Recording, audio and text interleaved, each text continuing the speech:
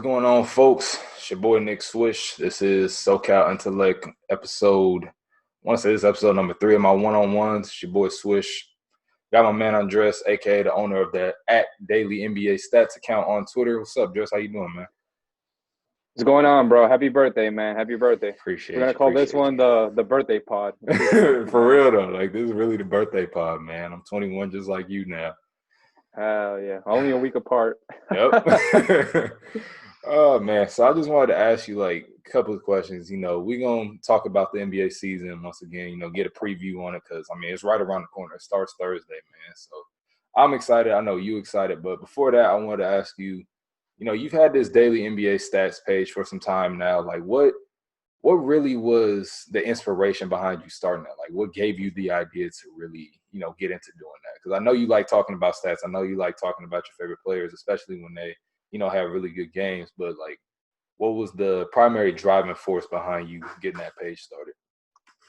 We go way back to like 2015, 2016 when we started like meeting up on Twitter. And as you know, like guys like Paul George and Damian Lillard and Bron and Wade, they're some of my favorite players and like guys like I look up to. So like over the summer, I made a prediction that Damian Lillard was going to average 30 points this season. All right. And he's been close to it. He's been close to it. He's been flirting with it. He got injured against New Orleans, and he had the All-Star break and stuff, and things were turning right for him when he was like averaging like 42 points per game in like that 2-week stretch. Crazy stretch. Yep. But like at the beginning of the season, I was just like, I started posting his stats. I started posting his stats. I started posting Bron's stats because he was healthy. Luka, because I liked his game. In the draft, they said that he was going to be like the best player, and people called me crazy. Right. So I decided to start tweeting about them, and like career, because like at that point it was only like 5 games in, so I was like career 30-point games and stuff. And one of my friends, he messaged me. He was like, "Oh, listen, man, why don't you start a page and you start doing on like every team and like players of specific teams and when they win and stuff." Yeah. So I'm like, "Nah, man." Yeah. So I was like, "Nah, man, I don't have the audience for that. Like that's difficult. I don't have a big following." So he was like, "Nah, man, you should do it." So one night I just woke up and I texted one of my friends, Eric. Shout out to him. At Point Gods, Eric if the you GOAT. If you want to follow him, shout out to Eric. He was like, "Yeah, bro, let's do it." So we just started building new ideas, and we were at like 2,400 followers. One of my other friends, also Zane, at Houston Better. He hasn't been He hasn't been like much around because like school is a priority for a lot of us adults now. It consumes a lot of our time. But he's been helping out too. So we just started breaking it down, and we were like, you know what, let's do it. So we started doing it. We started getting more followers, and we've just been developing new ideas, not recycling old Twitter videos for retweets.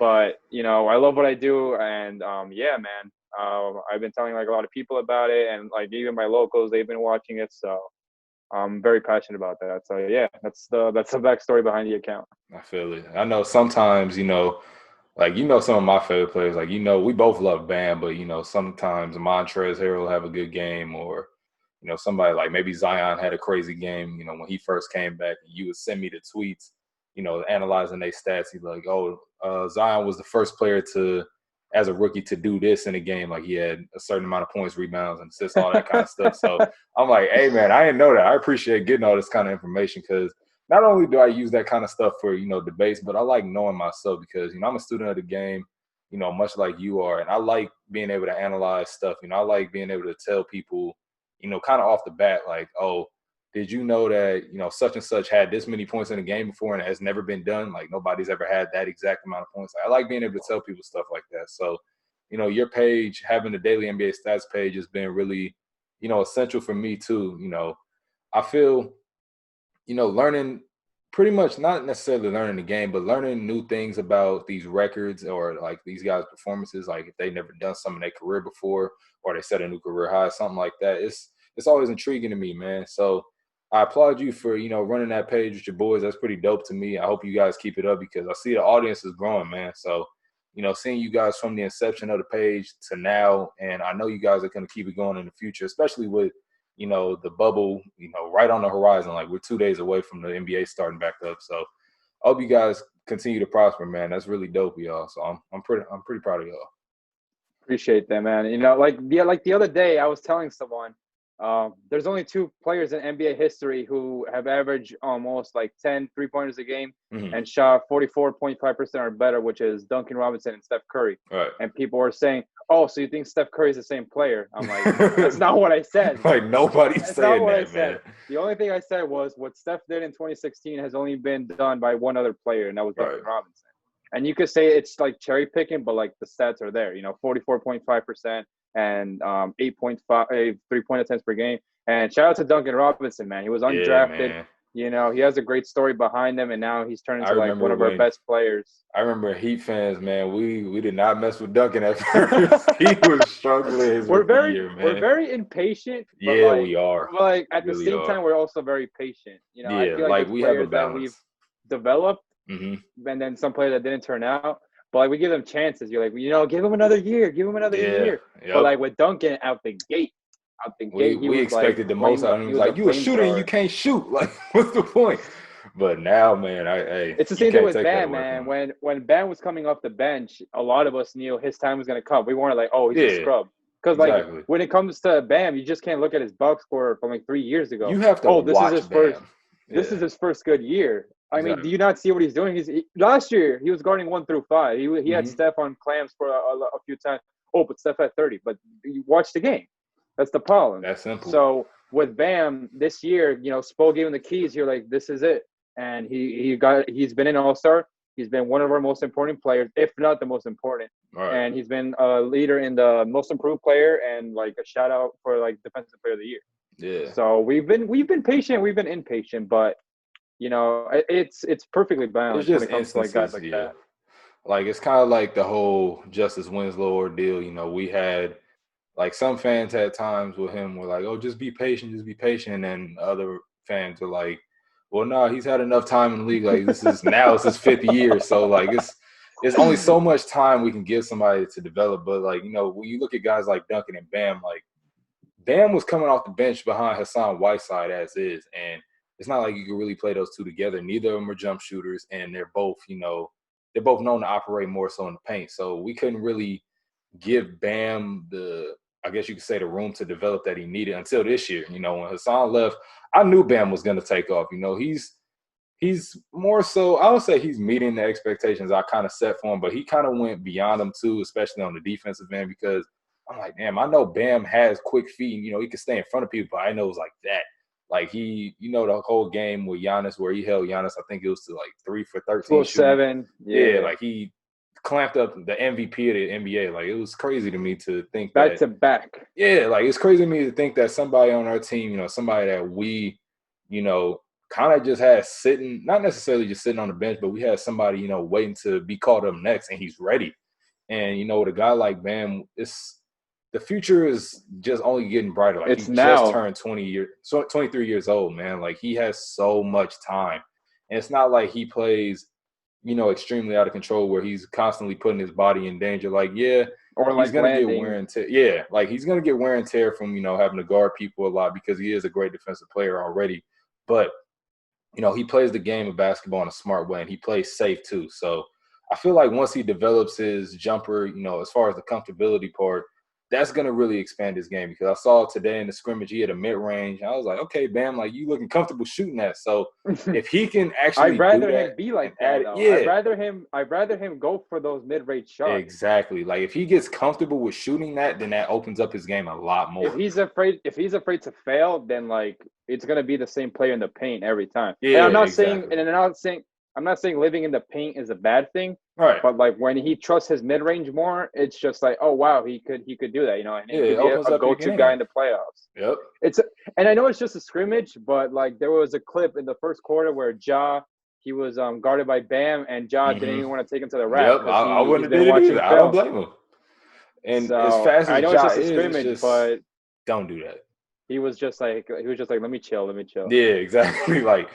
Like Ja is fast. Ja is a freak athlete to be 6'2", 6'3". But when you got somebody like Bam on you, he's a center or a power forward, whatever you want to call him, but he's still quick enough to stay in front of most guards. Like it's not really many guards. Yeah, it's not many guards that are just going to get around Bam Adebayo or shoot over him and get a bucket. Like, that doesn't happen that often. So, when you have a guy like that developing right now, he's already an all-star in his third season. So the future is only getting brighter for him, as I said. But just and we saw somebody Ja like him, jumping it's over just not guys like fair. Kevin Love. Yeah, like Ja Morant literally almost pulled off a 2K animation in game over Kevin Love, like it was regular. So for him to stay in front of somebody that fast and that athletic today, even though it was for a short time, it's incredible to see that from him.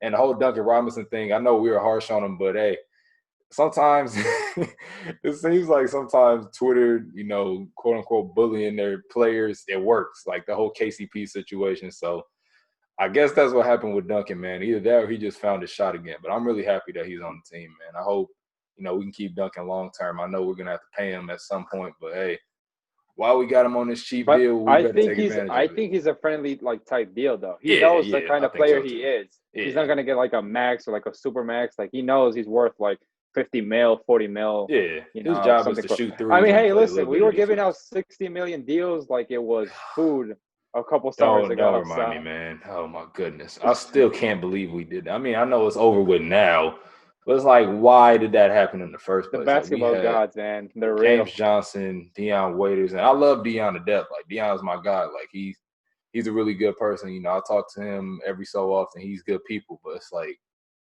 what the hell were we thinking that year? Like we was just handing out contracts. You were just giving out free money like it was nothing. And Pat was Shout out so to Tyler sold. Johnson too, man. Oh my goodness, the matching the contract. Just let him go to Brooklyn, bro. And now he's in Brooklyn. That's the cold. Now part. he's in Brooklyn. He's It's in a cold Brooklyn on a world we live minimum in, deal. man. It's like why didn't we let him go before? It's just full circle. Yeah, things do come full circle, sadly. And the people that talk about Spo was playing Bam at the 4 and Whiteside at the 5. It's not like he wasn't giving Bam a chance. Yeah, like it's just he tried hard out to those. do that. He tried out those Twin Tower David Robinson, Tim Duncan lineups, and it just didn't work. It's not like he didn't give Whiteside an opportunity to play with Bam. Exactly. Like Spo is a guy that he likes to develop new ideas. Yeah. So when he tried out Bam and Whiteside and it didn't work, he was just like, I'm not poking that bear again. You're right. So people that try to discredit Spo and say, oh, well, he was successful because of LeBron. He's always had a super team. Like, he's a coach that likes to experience new things. And last year he experienced Bam at the 4, Whiteside at the 5, and it didn't work out well. And he saw potential in Bam. And that's why Whiteside got traded for Myers Leonard, someone that could stretch the floor, someone that could shoot like 37% from 3, and gives Bam freedom to guard 1 through 5 and not be not to be rude, but not be a black hole on offense. Yeah, exactly. So people that are saying that, Whiteside is averaging like 20 and 12 this year, Spo was wrong. Like, if you watch those Portland games, buddy, sometimes Dame, sometimes CJ, sometimes Ronnie Hood, they look frustrated with the screens that Whiteside sits. And you could see with Nurkic in the first scrimmage. If you want to go watch film on Nurkic and his active hands and feet, it's a whole different ballgame.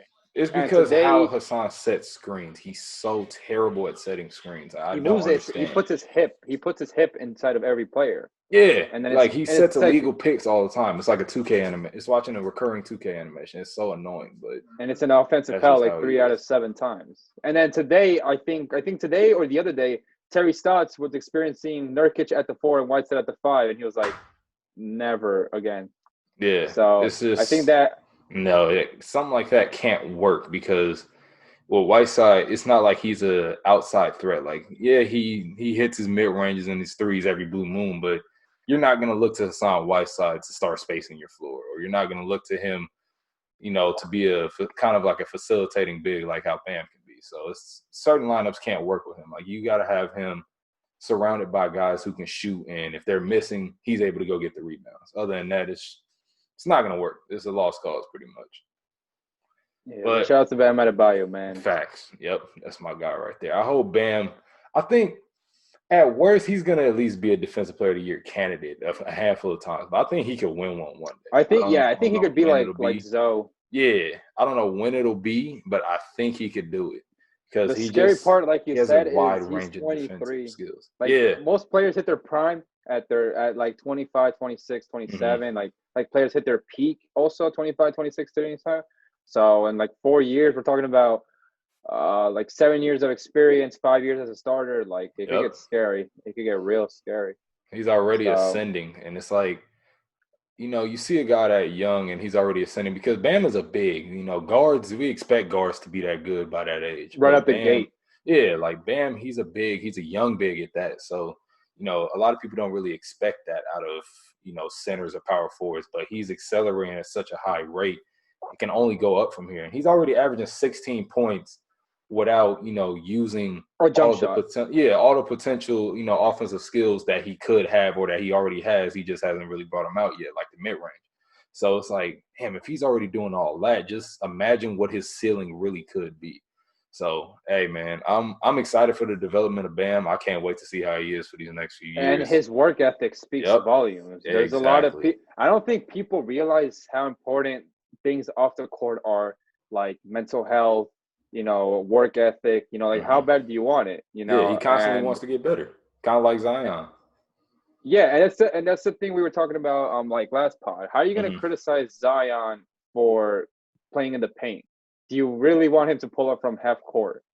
It's So like when people talk that's where about he works best at. He's averaging 24 off of mostly paint shots. Let the on man good do what he want to do. efficiency, Yeah, he was shooting almost 60%. Like, don't when don't Shaq take away from him. when Shaq won his unanimous or sorry, his Almost almost unanimous. unanimous when he almost won his it should have been. That's a Yeah. conversation for another day. Yep.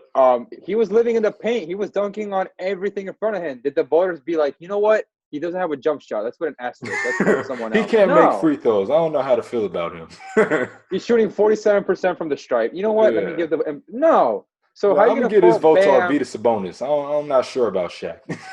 Yeah, let's give it to Jermaine O'Neal instead. Like when you look at guys like Giannis, guys like Bam, like guys like Zion, if the paint is their game, then leave them alone. Yeah, exactly.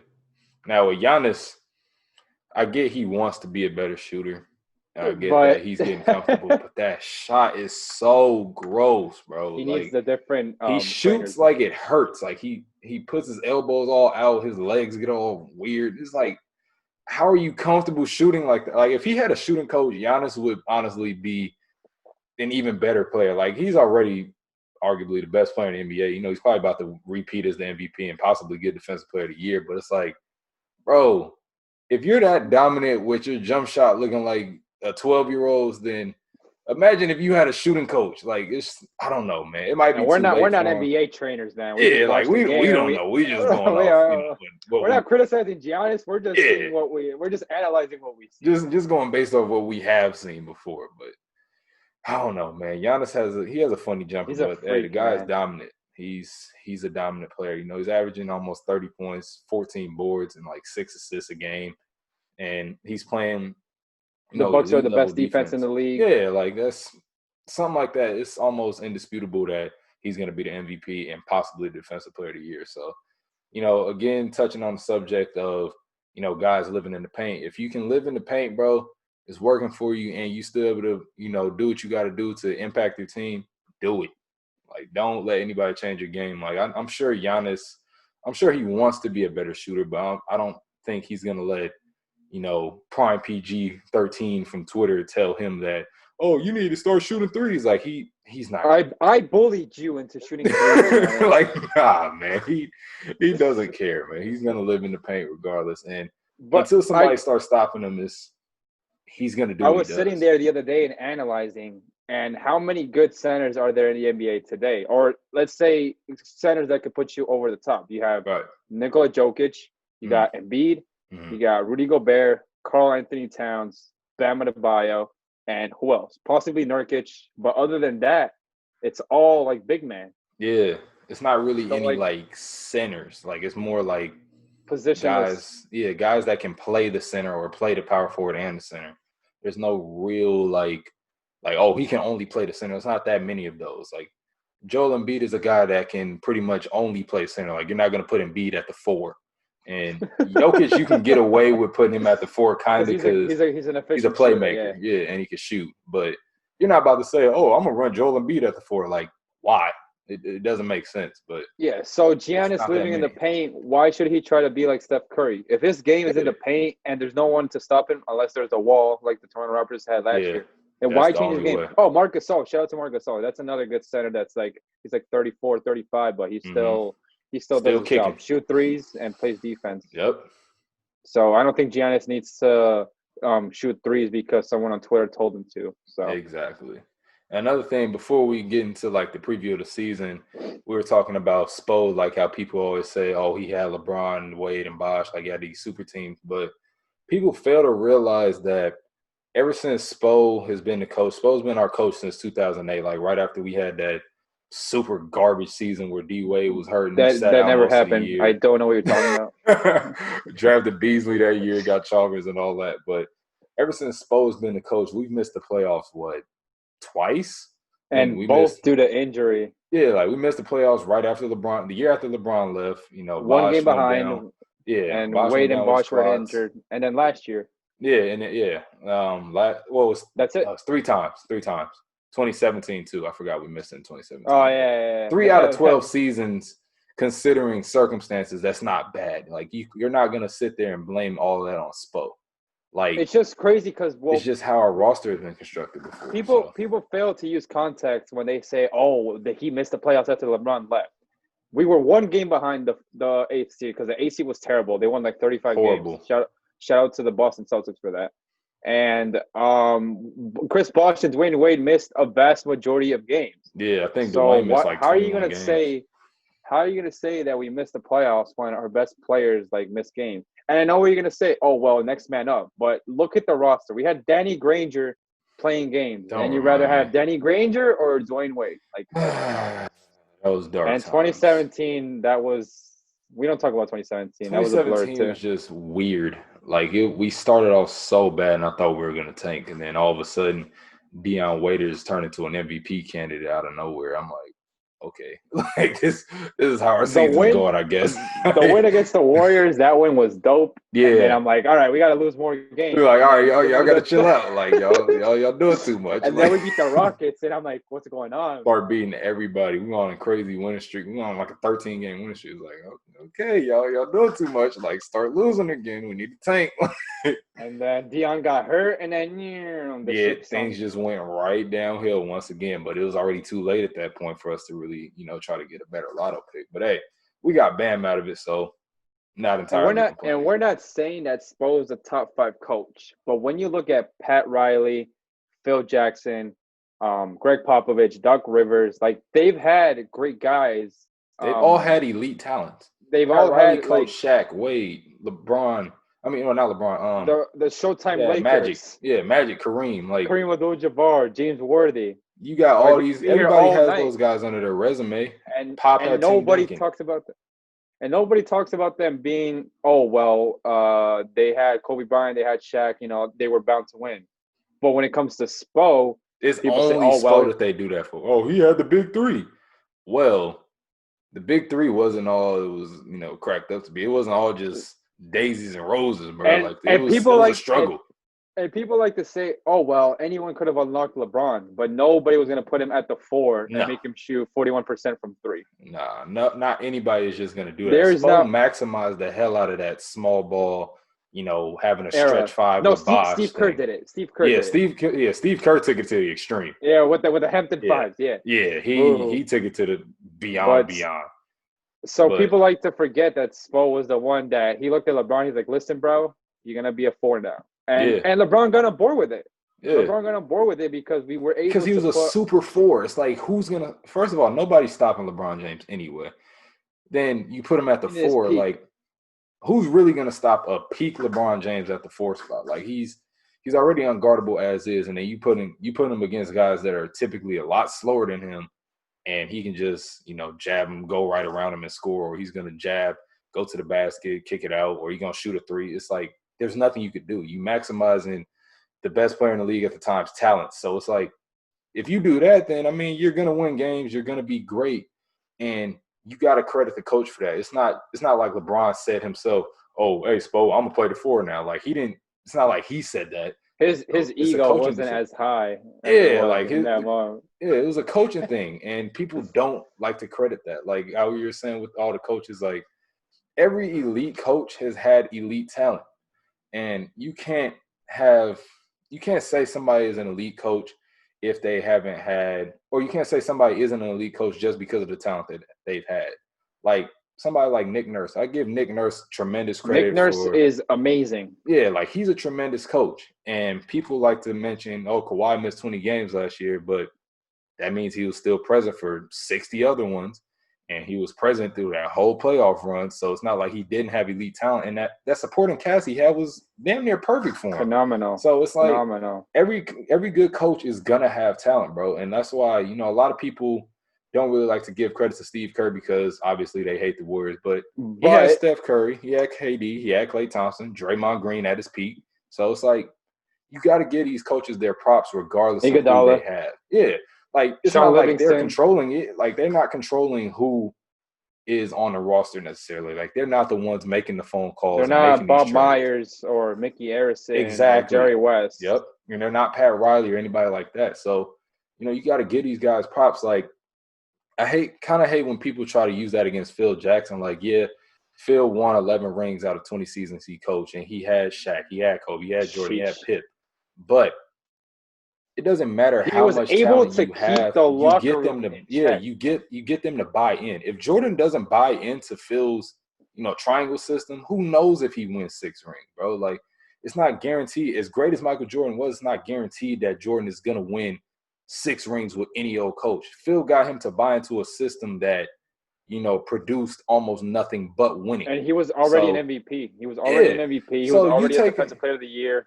You take an elite talent like that and you put him in a system where he's going to thrive when he has a great all-star co-star in Scottie Pippen, and then later on you got a guy who's considered a misfit, Dennis Rodman. Like, people don't understand that you need the correct pieces on a team like that in order for things to work, and you need the right coach. And Phil let Dennis do what he needed to do. Like, everybody knows Dennis Rodman was crazy.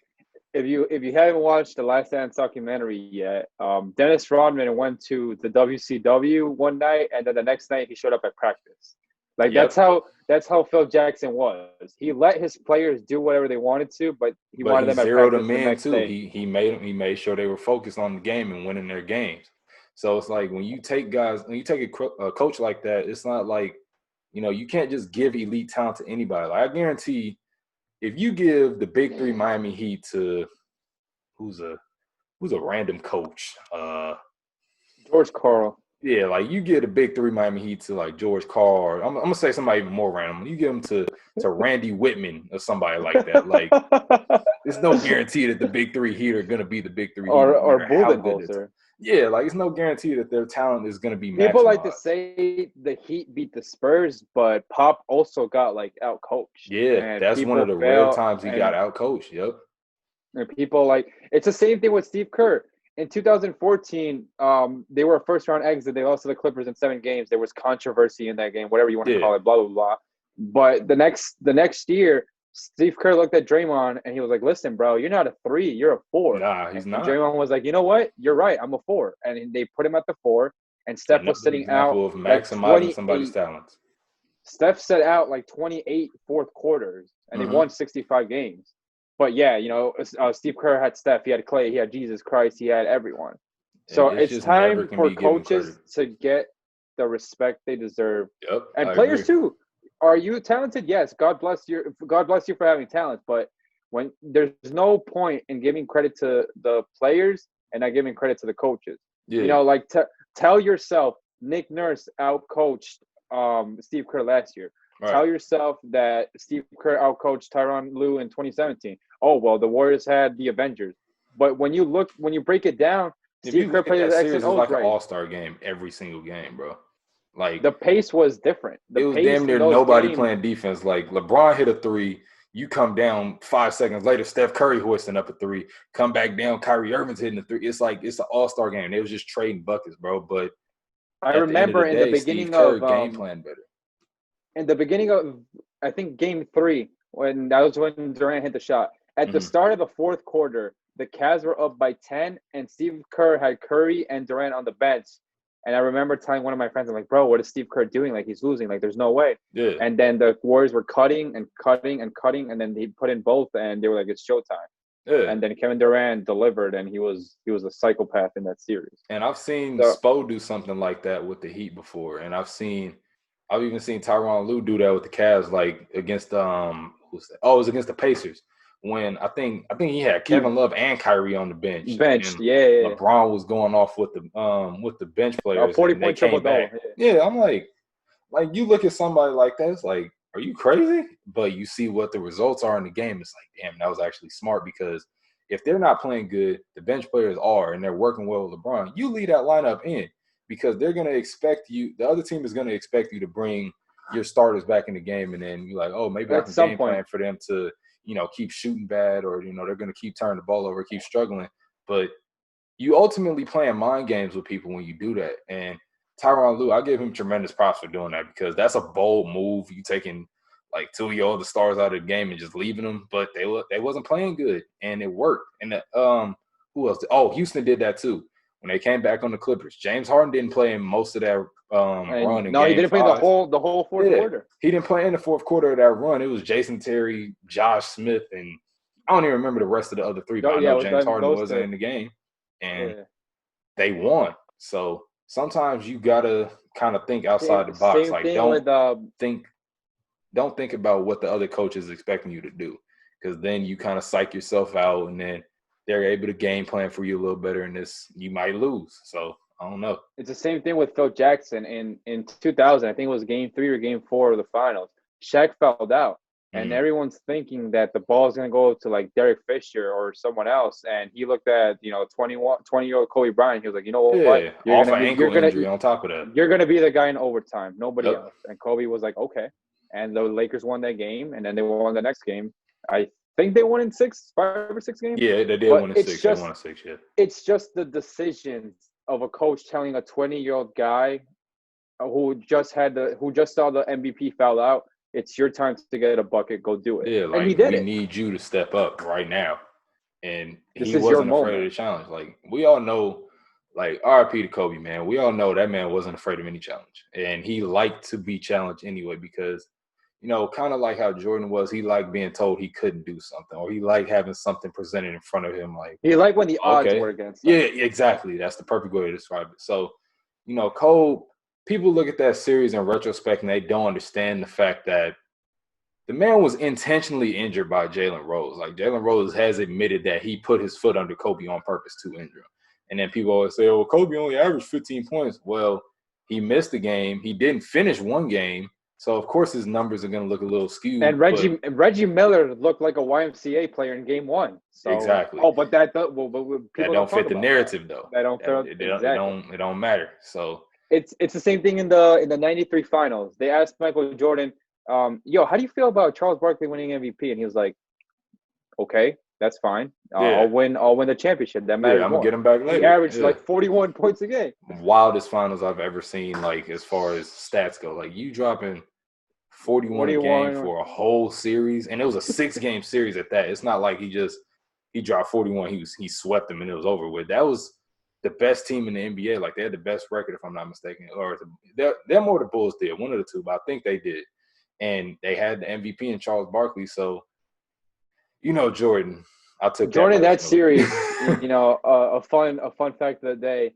He's one of 2 players with 40 plus points in 4 consecutive finals games. And Jordan had 40 plus in the first 4 games, and then he had like 37 or something. And then Jerry West is the other guy. So shout out to Jerry West, the longest, bro. Like, I know Michael Jordan was pretty good at basketball. Will. Yeah, in conclusion, he was pretty good at basketball. But, like, people talk about, Wilt had all the crazy stats, and, even though he was bigger and different in his era, but Jordan was the closest thing to the modern era that we have, and he was putting up ridiculous numbers. Like, he played plumbers, though. Like, how do you average 41 in the finals, bro? Like, that's insane to me. And he did it well. Like, he wasn't just chucking everything. He wasn't 41 on like 40 shots, but he shot like he had 41 points a game, I think, on like 54% or something like that. I'm like you shooting that good and you averaging almost 50 points a game, like that. I don't know, man. I can't explain that, dude. I really can't. Yeah, he was pretty good at basketball, like we said. Yeah. To conclude, Jordan was he was solid. He was good. He was skilled. He was very skilled. Yeah. But on to, more current things. the bubble, More man. modern things, more Yeah, things that are happening in 2020. 2020 things, more modern things. But we got the NBA restart 2 days away, man. Well, it's gonna be 1 day away soon.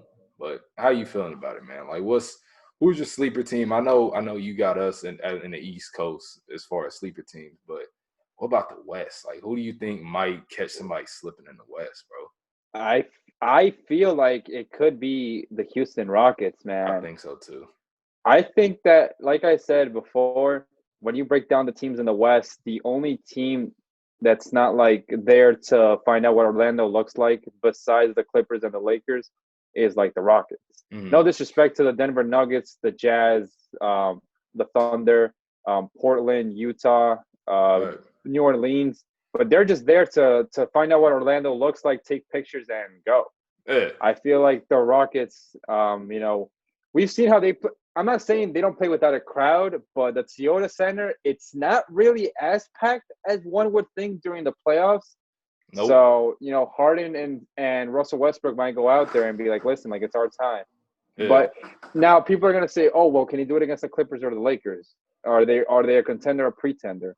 But, like, the Clippers and the Lakers are like the Avengers against Thanos. Yeah. So them losing to the Clippers or the Lakers in 6 or 7 games really isn't a bad thing. It's not a bad They're thing. playing two superior teams, so it's On kind of paper, expected. they should win. Yeah. But if James Harden digs deep in that bag and he switches, I think they're going to be switching 1 through 5 the whole Rockets Clipper series. Given that they win their series, obviously, no disrespect to the other two teams, but given that they win their series, I think there's going to be a lot of switching. And as good as a defender Paul George is, I don't think he could stay in front of Harden. Nah, especially not for a whole game. That's I don't think anyone really can stay in front of Harden, to be Yeah. honest, except probably Kawhi Leonard or Giannis. But MDA is probably going to game plan. He's going to be like, listen, if James has the ball, target Paul George on defense. And he's going to go to the rack and get his 30 Get him points. tired, yep. So I think the Houston Rockets have a deep, deep chance of making it. And we haven't seen Russ and Harden in playoffs, sure, whatever. Another hypothetical. Yeah. But in the second half of the season, ever since the Toronto game in December, Russ has looked like an MVP, like 2013, 2016 Russell Westbrook. So who knows what might happen. Stop using the past to judge on players to judge somebody now. Yep. Because 1, we're in a bubble, and 2, we haven't seen how these players play in the bubble as a team. We haven't seen how Paul George and Kawhi play, or AD and LeBron, or Harden and Westbrook in the bubble, or CP3 and Shai Gilgeous-Alexander, or Jokic and Jamal Murray. Right. So stop using the past years. There's no crowd. There's no fans. There's no momentum. I don't know if it exists or not. I'm still trying to analyze if momentum is a real thing or not. It's kind of hard. So stop trying to use the past for 2020. In 2020, we don't have a crowd. We're in a bubble. It's a YMCA style, period. Yeah. I think with the West is going to have some – best way to put it. I think they're going to have some dogfights, man. Like this – I can't wait. It's going to be fun. They're going to have really fun series. Like I think somebody like I know we were talking about Houston just now, it's a sleeper team, but I feel like I don't know why. I feel like somebody's going to catch Denver slipping. I think so too. I don't know who it's going to be. Like I don't know who they're OKC, going to play. Yeah, like maybe OKC. They might, knock them out. Especially with Robertson back.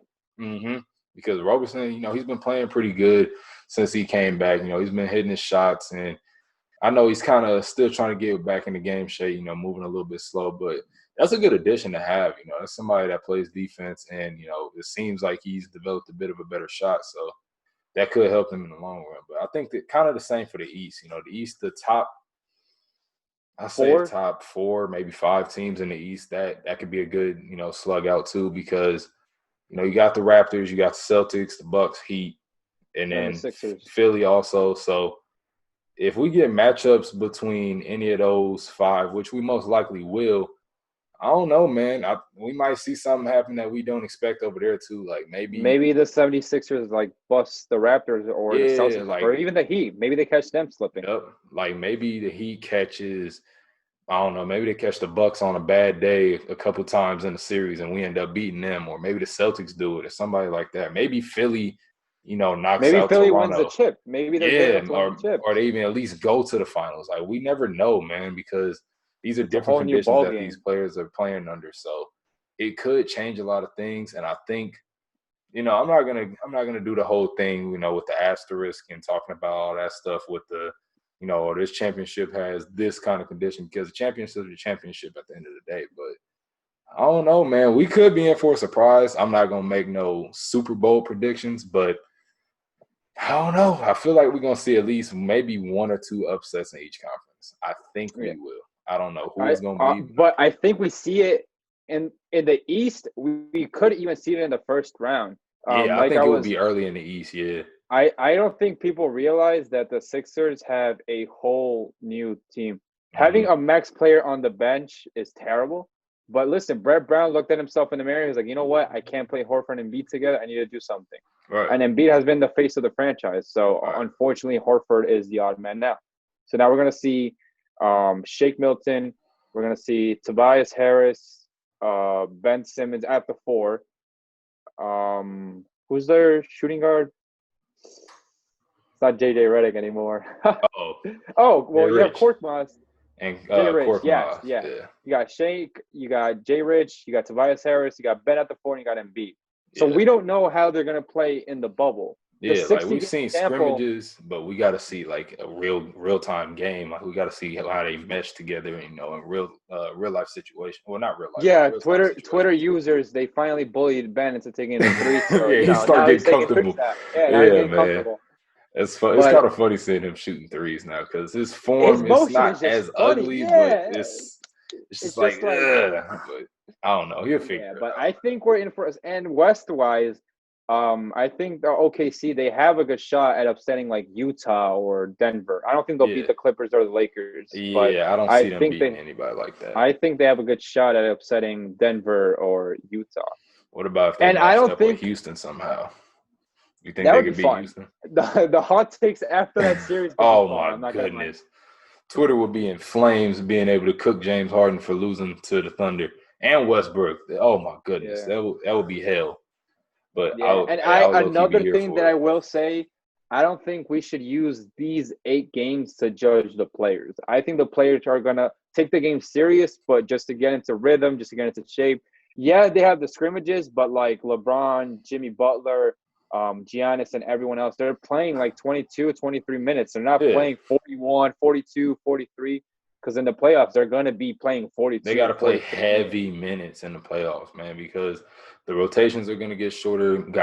Your star guys are going to be more crucial to, playing late in games. So these lineups are going to change a lot, man. Like, it's not about to just be, like his regular season game. So I'm curious how it's going to work out, but I'm also excited for it. So I think that should be fun. Yeah, like we said before. The Thunder 2 years ago, they had statistically the best starting 5 in the NBA with Robertson. So who knows what they could do this year with Robertson. And people are gonna say, "Oh, well, he hasn't played in 2 years," but don't sleep on the Thunder, man. Yeah. And I'm not saying, like, a lot of people like to criticize Russell Westbrook or whatever, but I think it's time to give some credit to Billy Donovan. I think he's in the running for Coach of the Year.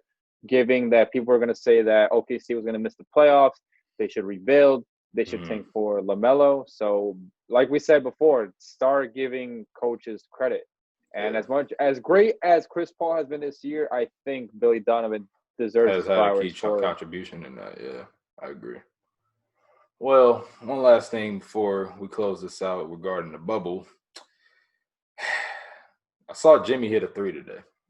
I was really confused, but I was very happy at the same time. I wasn't sure it was a 2K game or not. Like, he shot it. I was like, Jimmy shoot a 3, and he made it. I was like, Jimmy, like, is it you? Like, James Butler. I'm like, is that really you? But do you think if Jimmy gets, kind of comfortable with his jump shot again, like, I know he had the whole wrist ordeal, but do you think if he gets kind of comfortable, with taking jumpers again, and he's able to hit him at a, what's the word I want to use? More consistent rate. Yeah, like a good clip. You think that will help us like in the long run? Or you think it's like you don't want him to get too comfortable with shooting him again if he's not really hitting? Obviously, the Jimmy Butler that we've seen in the first 60 games is not going to be the one we see in the bubble. Right. I feel like he has something to prove. He has a chip on his shoulders. He has a beard this time around. So he's going to go into I'm not gonna be completely biased. Yeah. I mean, today Jimmy had an efficient 18. I think he took 5 or 6 shots. He had 8 assists. I think that's an underrated factor. So if Jimmy's the playmaker, and if Bam shows everyone that he's amazing, which he is, I think we have a good shot. Like we said before, and I'm sorry for repeating myself, but there is no home court in the bubble. The Bucks are not going to have 20,000 fans screaming MVP when Giannis is on the line. All of that is gone. So I think that the Heat have a good chance. Yeah. Not just the Heat, everyone. Yeah. I don't think people realize, or now after these games, they're going to realize how important fans are. So I think that he have a good shot if Jimmy's jump shot is falling. If Duncan doesn't flame out like a certain other player, we're not going to talk about him because that season never happened. Guys like Goran, shout out Wayne Ellington. Guys like Goran off the bench, Hero, Kelly Olynyk, Iguodala, Jay Crowder. If Jay Crowder and Iguodala, if they're defending and their shots are falling and Jimmy's leading and Bam and Duncan, I think that should be the closing 5 on the floor. Yeah. Jimmy being the point guard, Duncan the shooting guard, and then a trio of Derrick Jones Jr. for defending, Crowder, Iguodala, and Bam. So I think Jimmy, Duncan, and Bam should be on the floor at all times. Yeah. If we're in quarter 1 or quarter 4 or the last 15 seconds, those 3 are essential for us winning playoff games and winning these last 8 games. Right. So that's going to be my final word on that. Jimmy, Duncan, and Bam should be on the floor at all times. Agreed. All right, man. Well, it was good to have you on here once again. Next time we're going to have the legend himself. We're going to have some NBA, man. We're going to have some NBA We're going to have some league games to talk about, not just these scrimmages, man. But appreciate you coming on once again. It was good talking about your page, talking about the preview and how these coaches don't get enough credit, all that kind of stuff. So thank you for coming on again, man. Appreciate you, Dress. I appreciate you, bro. Stay safe, man. All right, you too. We out. SoCal Intellect is signing off.